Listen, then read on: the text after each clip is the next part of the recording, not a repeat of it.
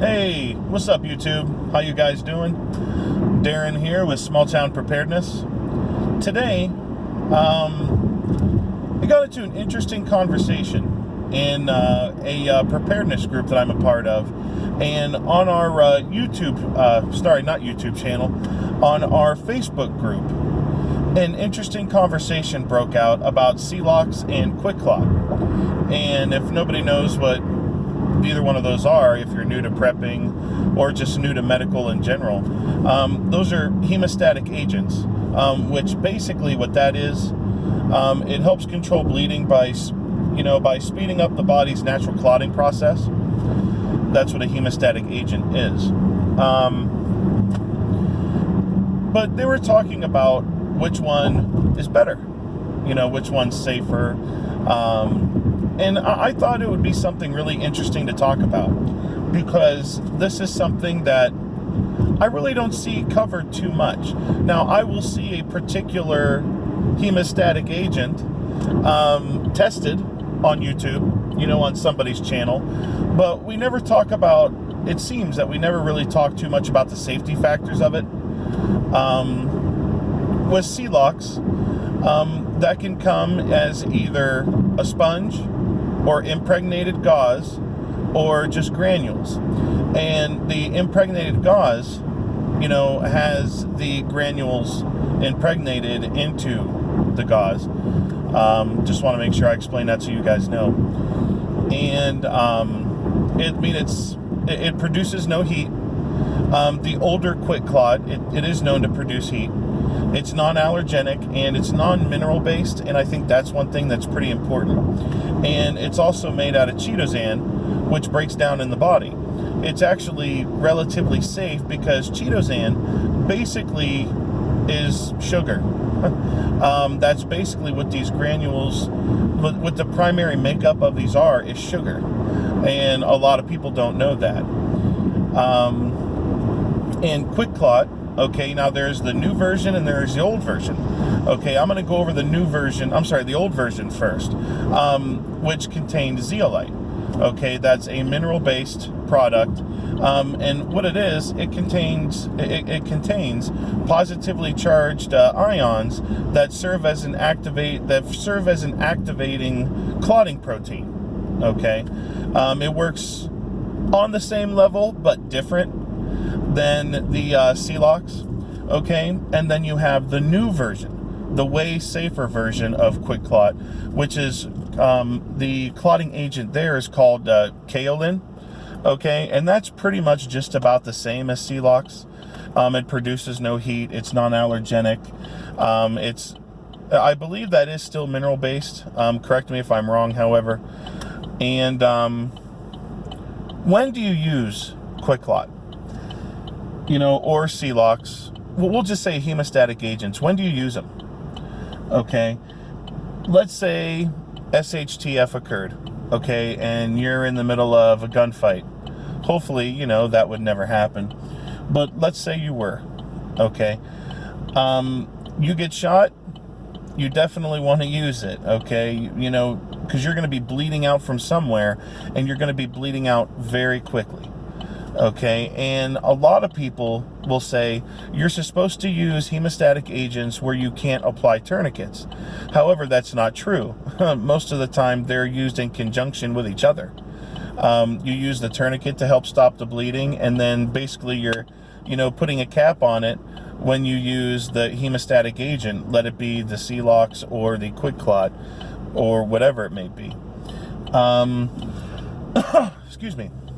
Most of the time, people recommend that if you're going to use any type of hemostatic agent, you want to use it when you're further than 2 hours away. Well, when you're 2 hours away or more from the hospital. But if you've just received a gunshot or some major laceration and you're bleeding out like a stuffed pig, I mean, you need to use the Quikclot and stuff like that now.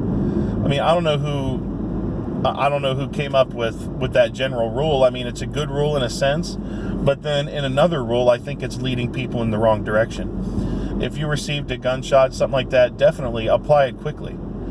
and it can be used with a tourniquet or, direct pressure. Well, you have to use direct pressure on it, when you apply it.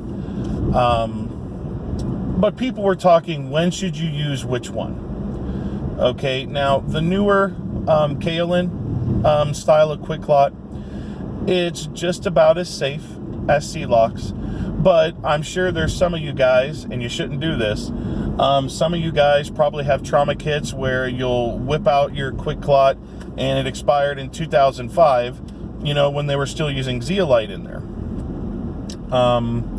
So that's why I went over both. I want both of you guys, I want you guys to know what both of the Quikclots are like.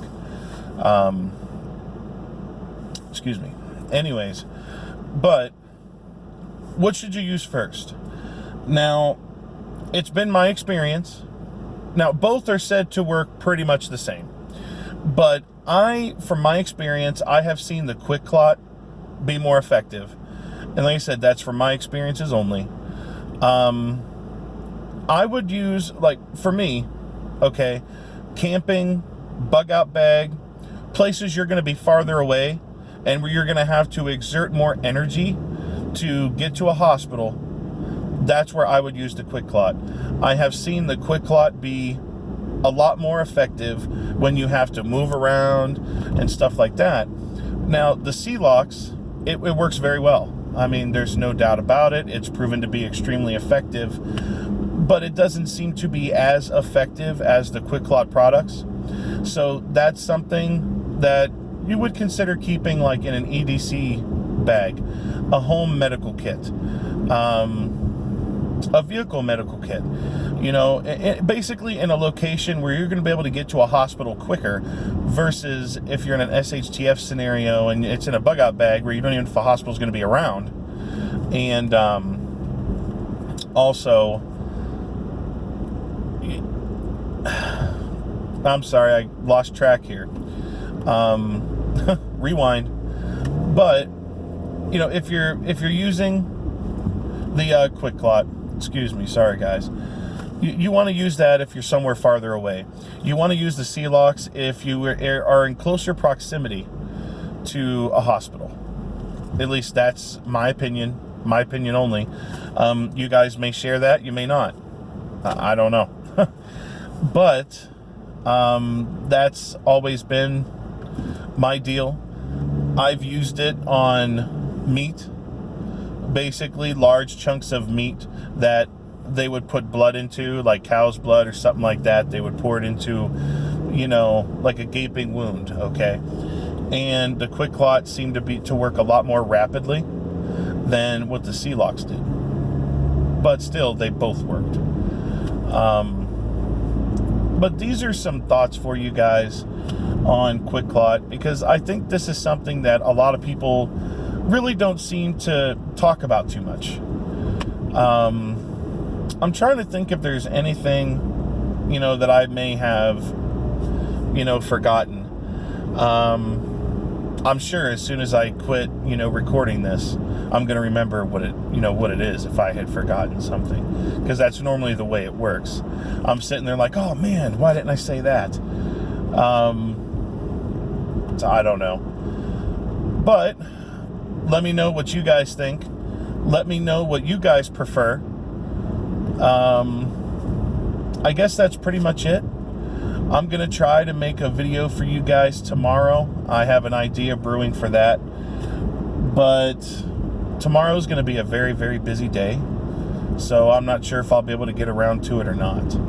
Fingers crossed, that I'll be able to. But you guys, remember, events big or small, make sure you prepare for them all. Thank you very much for listening to me talk. Please leave your comments below. Please share, subscribe to my channel. I really love having you guys here. This is all basically for you guys. I want to be able to share my knowledge and pass it on to you folks. And then also, like I said, get into conversations. Start opening our minds a little bit with certain things. because I think a lot of things that should be up for discussion. I think it's important, and it helps you basically reevaluate what you're doing, as somebody that's into preparedness. So, all right, guys. Thank you very much for listening. You're all great. Take care.